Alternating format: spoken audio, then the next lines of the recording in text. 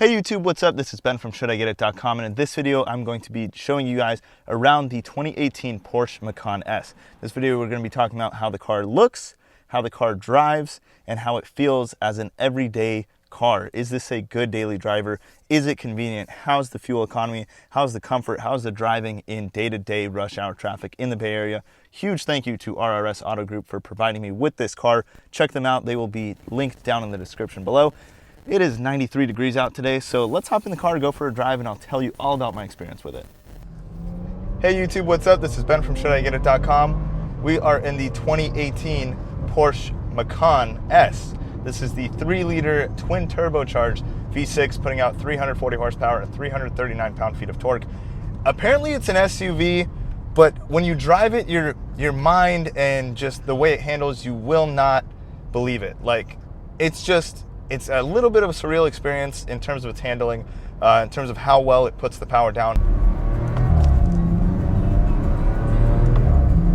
how convenient and smooth it is, and it feels just so comfortable and light, but in a great way. It's like you're wearing house slippers. It just feels right and feels comfortable. I actually got this car today because my dad wants to purchase a Macan S instead of the BMW 540i, which we have, and he's in love. So if you're looking to lease swap into a 540i, let me know. Maybe we'll make it happen, because we're trying to get a Macan S now.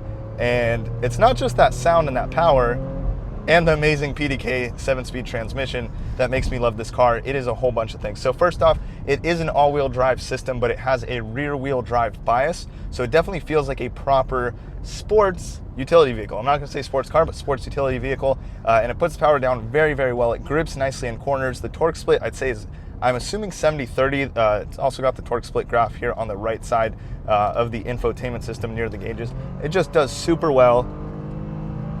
And you can see it's just holding on. There's no other SUV that I've ever driven that makes me feel that confident in a corner in third gear and makes me just not worry about it. And one that shifts as fast as this. I mean, maybe the Cayenne, but I've yet to drive a Cayenne, so we'll see.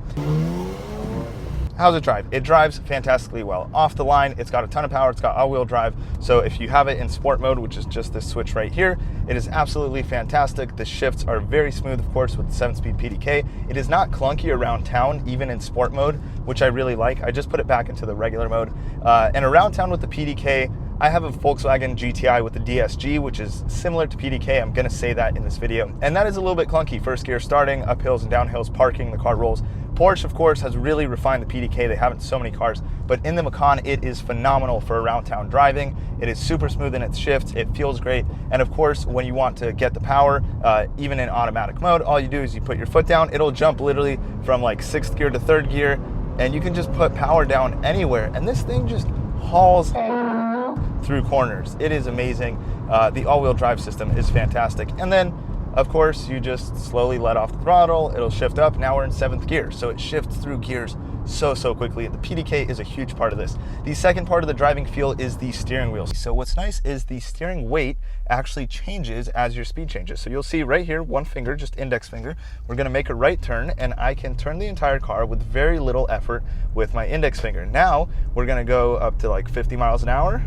My hand is on the wheel, and you can see now my index finger doesn't do as much. The steering is heavier, so now I need to put a little bit more wrist action into it. It's not really a flick of the wrist, it's a little bit of forearm and wrist strength, and that is actually really nice because the steering gets heavier, so when you're just cruising at freeway speeds, you can leave your hand on here and you don't have to worry that you're all of a sudden gonna jerk the steering wheel a little bit and it'll turn really sharply into the lane next to you. It handles super well, and it is really nice both for cruising at highways, on highways going straight, and in the corners, so that you have a properly weighted steering setup. And it is just really nice. Everything feels like a proper sports car should, and yet it's an SUV. The steering actually becomes lighter as you slow down. So in the parking lot, it's not super heavy and hard to steer.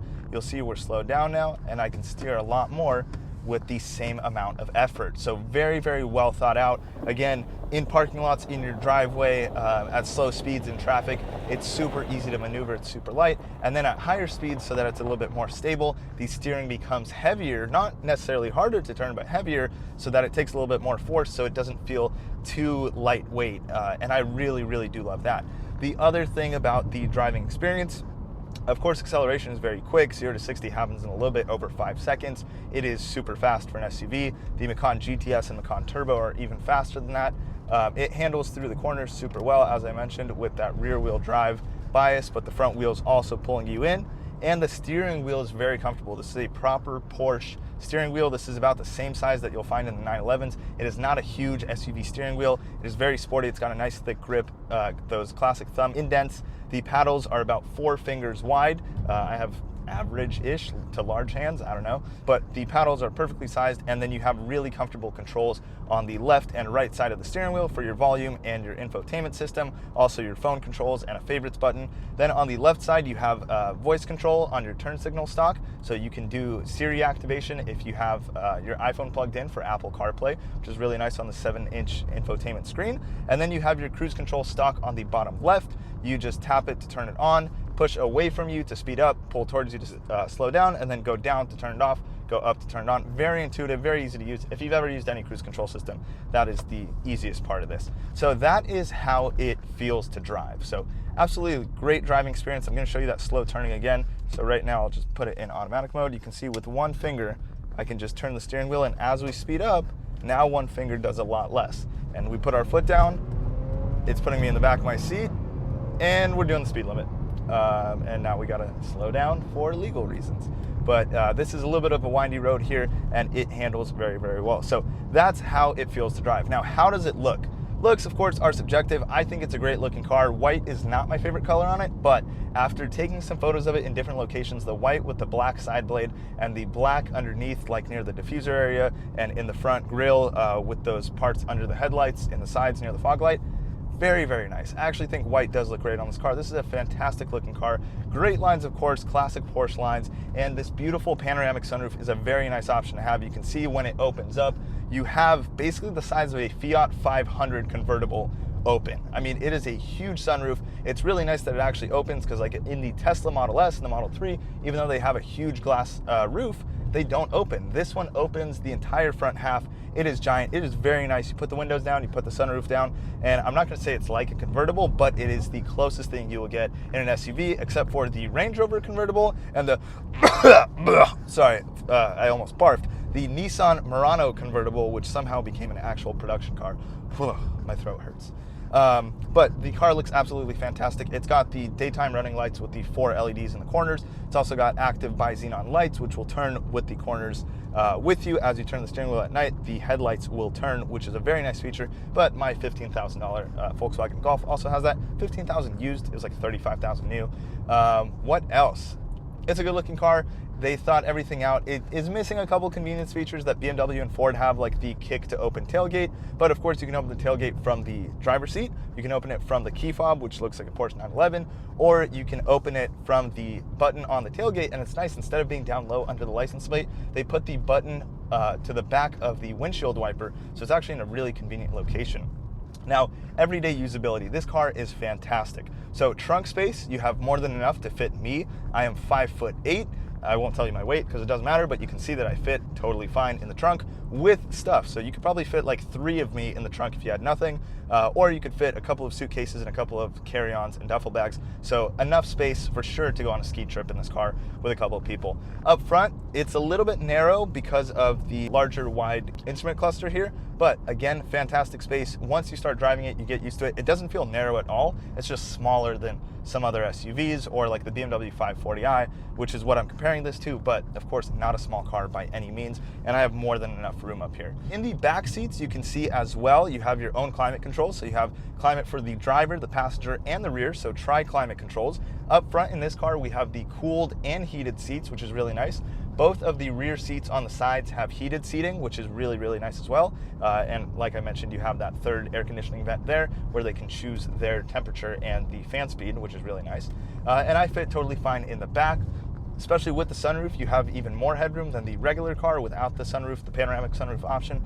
So it is a fantastic car that can definitely fit 4 adults comfortably, I would say that. And this car has the, I believe, 14-speaker Bose setup. So there's the standard system, the Bose, which is kind of the mid-tier that this exact Macan S has. And then you have the Burmeister audio system, which I haven't heard, but the Bose sounds absolutely phenomenal through both Bluetooth and Apple CarPlay. Can't say that I really noticed a difference. I'm not a huge audiophile, but this is a fantastic sound system and I really do enjoy it. So as a daily car, it is great. Now let's look at the live fuel economy that I'm getting right now, and that is how many miles per gallon? 21.1 combined. So that is not bad at all. As you guys can tell today, I've been driving kind of the way I've been driving in this video, a little bit more definitely on the aggressive side. I've had sport mode on basically all day. I've done a lot of back road driving. I've also done some mountain driving, and the car has been fantastic. Now, of course, it takes 91 octane gas like any luxury vehicle would. Even my GTI takes that, so not a big deal. If you have 93 octane gas where you're living, you can get even more power out of this car, especially if you got something like the Cobb Access Port and did a stage 1 tune, which brings up the power 40% for your horsepower. So you can get this thing well over 400 horsepower and over 400 plus pound-feet of torque, which is very nice. So if my dad were to buy this car, I would definitely be buying him the Cobb Access Port for stage 1. Probably put an exhaust on, even though it sounds great. Here's some more exhaust clips.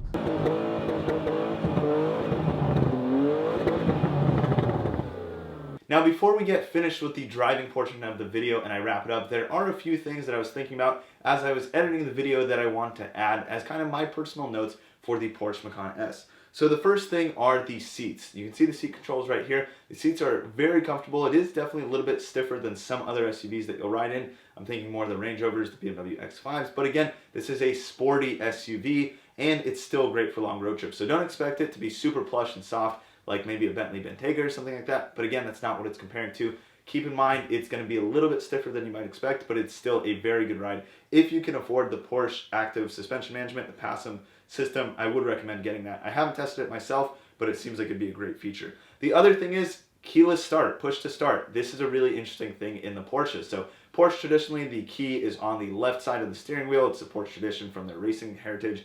And so in this car, there is no push to start button. There is a dummy key that is left on the left side, and that way you can keep the actual key in your pocket, use keyless entry to get into the car, but then when you get in, you still have to twist the key. Just a little bit different than your typical cars where you have to push to start on the right side of the steering wheel. I think it's cool that it still keeps the heritage. I don't believe that this dummy key comes with the car. It is a cool feature, so I'd recommend getting that, but it is something to get used to. I think honestly kind of cool. It's something that, you know, only the Porsche Owners Club would really know.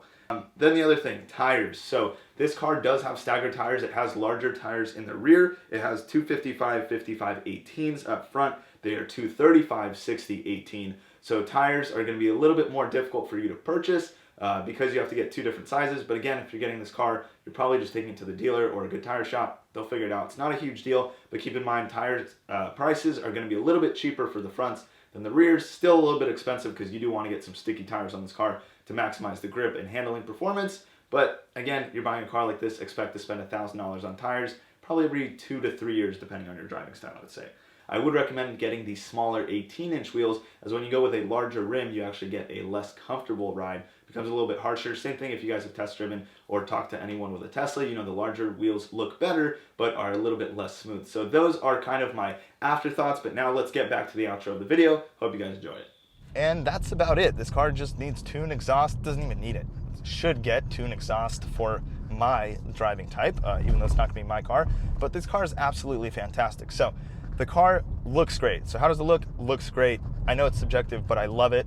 How does it drive? It is a fantastic car, both in traffic and on back roads, and it is surprisingly good on the back roads and canyon carving, which is why I think this is a great family car for someone that wants something a little bit sportier. And if you can only have one car, this is definitely the car to have right now, because you will still have fun driving it when the roads are open or when you're on back roads, and you can still fit a bunch of stuff, either baby strollers and car seats, or you know, fit your friends and go on long road trips or ski trips. And everyday practicality, 21.1 miles to the gallon is not bad at all. It has a great audio system. It is very comfortable to cruise in, and I would get this car personally optioned with adaptive cruise control if they have it available on the car that you're buying. But overall, fantastic car. I think you guys got that. The should I get it answer is yes. Once again, thank you to RRS for providing this car today. Huge thank you to them. Check them out if you are looking for any sort of Porsche or exotic car. They have great inventory, so check them out in the description below. Hope you guys enjoyed this one. Follow me on Instagram at @acarphotographer. If you have a Porsche Macan and you're still watching, please let me know why, and let me know which Macan you got. Did you get the S, the Turbo, the GTS? or the regular 4-cylinder, which I think is an okay car. I haven't driven it yet. I'm assuming it's pretty good, but I think the Macan S is the way to go, and I really enjoyed it. I hope you guys liked this video. I'll see you in the next one. Peace. Audio is done recording.